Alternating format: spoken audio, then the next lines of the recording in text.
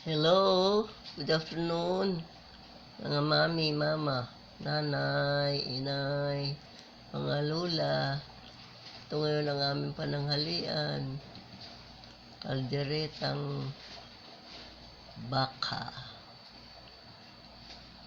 Luto naman ito ng aking panganay na anak. Ngayon ko lang siya nakita na nagluto. Pasubukan. Sarap naman.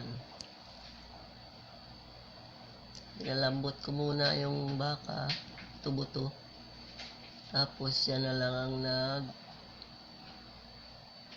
ang luto nito. Kaya, yan, ngayon ang aming pananghalian. Salamat sa panonood. Please subscribe, likes, comments, and share. Salamat. Bye-bye.